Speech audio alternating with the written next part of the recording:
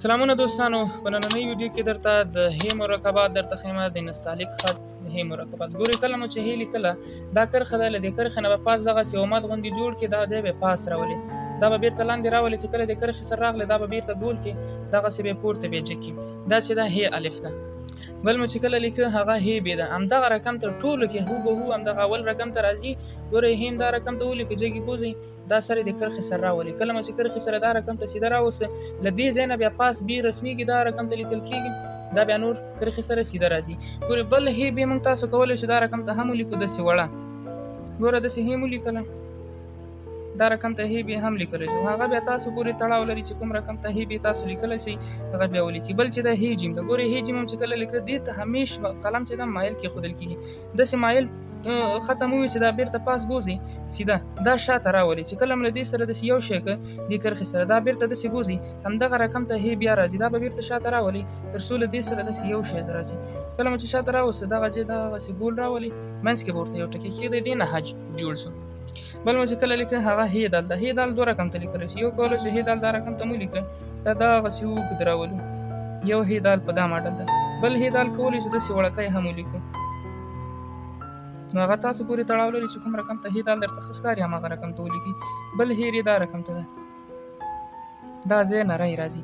بل هی سین داسې دا رقم ته هی مو لیکله، دا سر جګ راځي، دا سر بیا داسې کوي، له دې سر نه یو تور غاښ راځي، لاندې بیا بل غاښ راځي، ګوره غاښونه یې مایل غونده راځي، دا ځای بیا دلته داسې راولي. کله مو چې دا ځای داسې راوځي دا ځای به داسې ښه ښایسته ګول راولي. بل چې دا هی سین دا رقم ته هم لیکلی شو، هغه اوږد سین بې غاښه سین هم ورته ویل کېږي، دا رقم ته مو لیکه، له دې ځای نه پاس په دا ځای قلم داسې راولي او دا ځای به یې داسې ښه ښایسته ورته ګول بوزي، دلته پاس درې غاښونو والا یو علامه ورته ورکوي لکه سین غوندې چې ښکاري.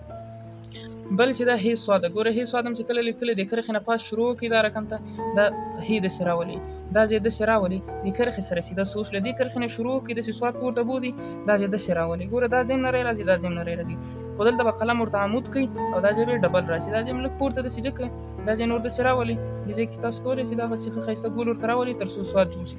بل چې دا هی توی ده، هی توی هم دا رقم ته ولیکه، د دې ځای نه هماغه سواد غوندې راځي. ګوره دا او سواد یو شی ده، دلته صرف فرق دومره ده، دا ځای داسې پورته راځي، له دې ځای نه الف یې راکښته کړی، د منځ نقطې نه ټیټ او د ټیټې نقطې نه لږ پاس راځي خط. بل چې د هی عین ده، هی عین هم دا رقم ته ټولو کې همدغه رقم ته هی راځي. ګوره داسې مو لیکه، دا ځای بیرته پاس بوځي، داسې منځ یې ګول غوندې راولي او ډک راځي، دا ځای د جیم غوندې داسې ګول راځي، هی عین. بل چې دا هی فی ده، هی فی هم لیکه، دا رقم ته مو لیکه، دا ځای به تاسو داسې ډبل راولي غټ، او دا به په دې کرښه باندې داسې سیده بوځي، دلته به ورته ټکی کېږي هی فی. بل هم چې کله لیکه هغه هی قاف ته، ګوره هی قاف هم چې لیکه دا رقم ته هم کوم، نو دا ځای به تاسو داسې راولي او دا به داسې ګول راولي، دا چې ده هی قاف ده. بل مو چې کله لیکه هغه هی کاف ده، هی کاف هم دا رقم ته ده، هی کاف هم داسې ولیکه هی الف، نو له دې ځای نه دغسې الف راوله دې سر ته، له دې سر نه بیا دا داسې راځي لکه بي غوندې. بل هی کاف موږ تاسو کولی شو داسې وړکی هم ولیکو،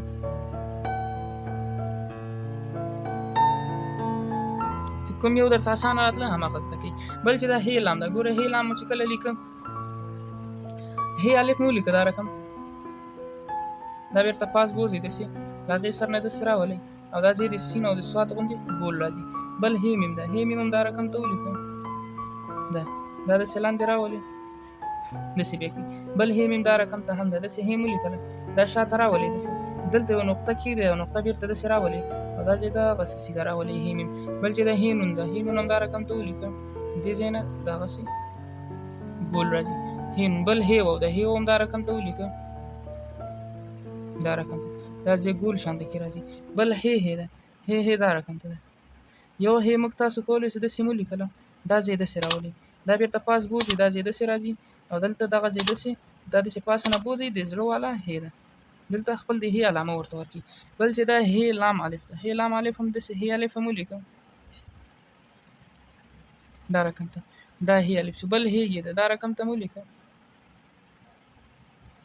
دا هی شو. نو دا وه د نستعلیق خط د هی مرکبات، یعنې درېیمه برخه وه. که چېرته ستاسو دا ویډیو خوښه سوي ویډیو در سره حتما لایک کړئ او کمنټ مه هېروئ، او که چېرې زموږ په چینل کې نوي هم یې نو زموږ چینل در سره سبسکرایب کړئ.